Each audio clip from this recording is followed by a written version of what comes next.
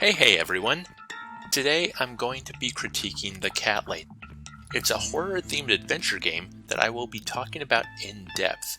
As always, if you wish to avoid spoilers, stop the video now and come back once you played the game. For everyone else, let's continue. Welcome to my house, Susan Ashworth. I have been waiting for you, my dear. The Cat Lady is about depression. The game starts with protagonist Susan Ashworth committing suicide and finding herself in the land beyond. It seems that death was not the end of her suffering. After some unnerving encounters with her own corpse, Susan comes across an old lady who refers to herself as the Queen of Maggots.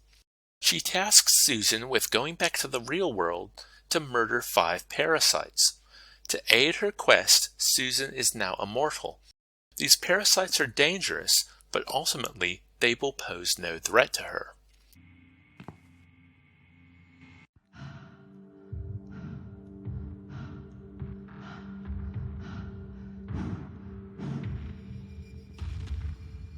They left me no choice, Alice.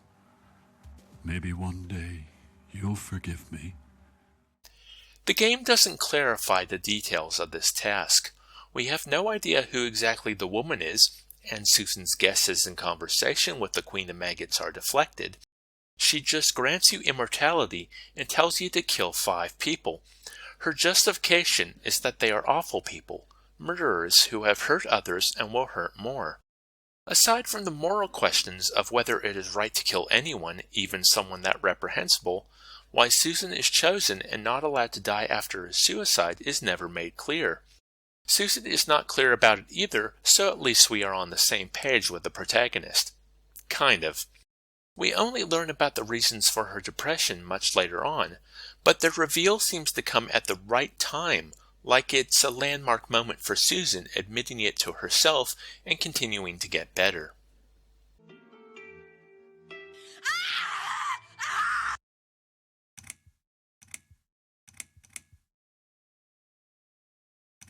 See you in hell.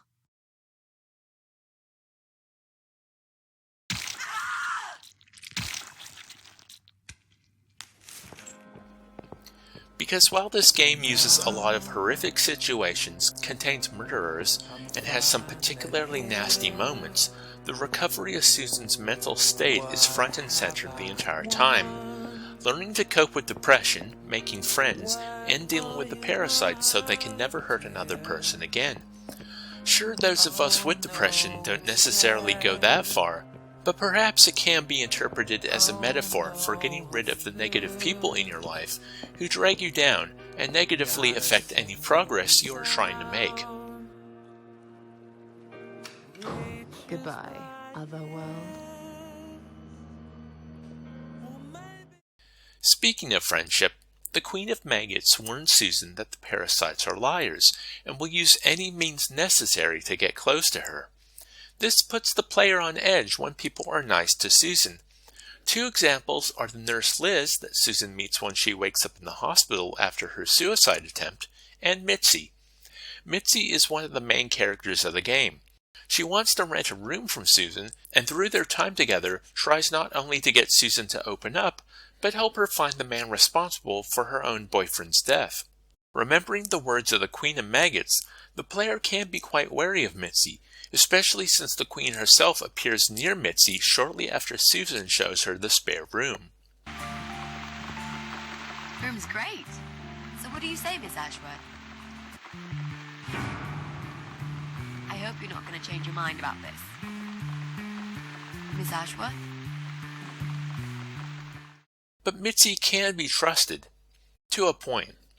One of the final scenes in the game has her admitting all the lies she told Susan to achieve her goal.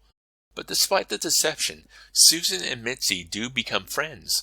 It's almost as if the Queen of Maggots' warning is just meant for initial caution in the player, especially after what happens to Liz. Through my first playthrough, I didn't necessarily trust Mitzi until the very end, but I liked her, and enjoyed watching Susan become friends with her.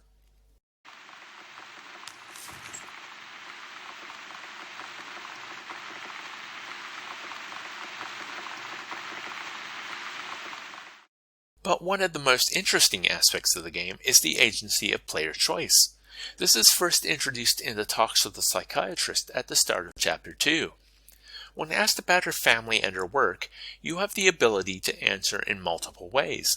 The game gives you an opportunity early on to frame Susan in the way that makes the most sense to you as a player.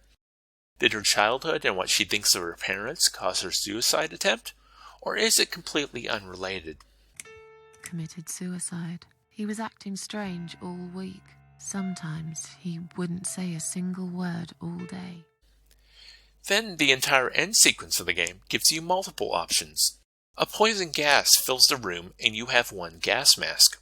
Will you give it to Mitzi or wear it yourself? Sure, it seems like an easy option as you are immortal, but then again, Mitzi has cancer and not long to live. Perhaps you don't entirely trust her at this point. Maybe you want to save her from confronting the Eye of Adam. If you do decide to sacrifice yourself, the Queen of Maggots appears and gives you a choice of the two candles that remain.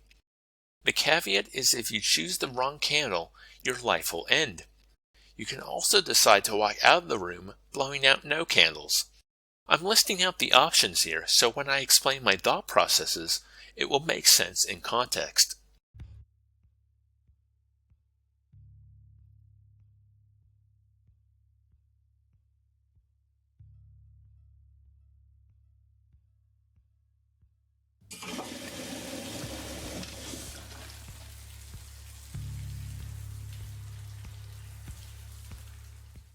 Then waking back up, you confront the Eye of Adam, who you may recall had a hand in Mitzi's boyfriend's suicide. Despite what she told Susan, she wants to kill him. Partially for her own vengeance, and also so he can never corrupt the mind of any other person. This is what the Eye of Adam wants. He's released a significant amount of oxygen into the room so the firing of a pistol would blow everybody up. You now have more options. You can talk Mitzi out of killing altogether, you can leave and allow her to go through with her plan, or you can support her in this final act. I'm gonna paint this room with your brains and I'm gonna watch and smile. I swear to God I'll do it. Well, nothing to say? Nothing at all? Aren't you going to beg for your sad little life? Say something! In the episode of Errant Signal about Life is Strange, Chris Franklin spends a lot of time talking about the final choice in that game. Don't worry, I won't spoil it here. You can watch either his video or my own if you're interested. The reason I bring it up is he talks about the choice that makes sense to him from a narrative perspective. One of the options will complete a narrative arc for not only the main character, but her best friend as well. That reasoning is behind the choices I made in The Cat Lady. I'm gonna shoot you, do you? Oh, I've dreamt of this moment for so long. Look at this man, Mitzi. He hasn't twitched a muscle since we entered the room. I think he's paralyzed. Going back to the ending choices, giving Mitzi the gas mask was the way to go. Due to Susan's power, no one had to die. Why needlessly sacrifice Mitzi's life right before she receives closure? When you talk to the Queen of Maggots, it becomes apparent that while she is not the physical embodiment of depression itself, she at least feeds upon it. That is why she's so interested in Susan. It's why she sent you back to murder the parasites. Your continued suffering sustains her. Realizing this, I decided that I no longer wanted to play her games, no matter the cost. So I left.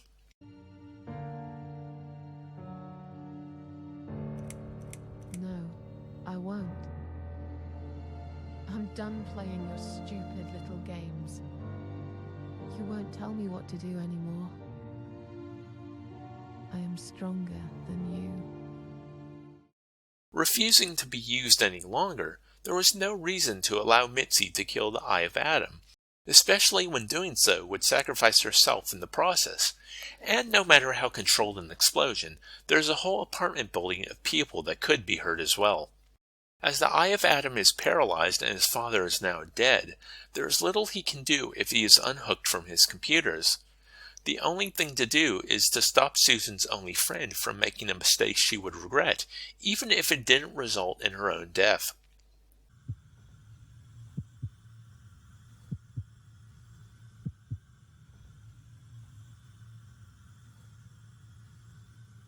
Come on, mate. It's been a long day. Let's go home. We've won. And with these choices made, Susan receives close to a happy ending. Yes, Mitzi dies eventually, but they had a few more months together as friends. Susan now runs a blog to help people suffering like she did.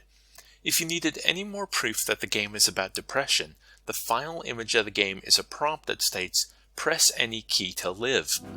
The depression is not gone. Susan herself admits she still has bad days. As someone who suffers from depression myself, I admire the themes of hope in regaining control that are sometimes overt, but always there when you're not dispatching killers and suffering terrifying hallucinations.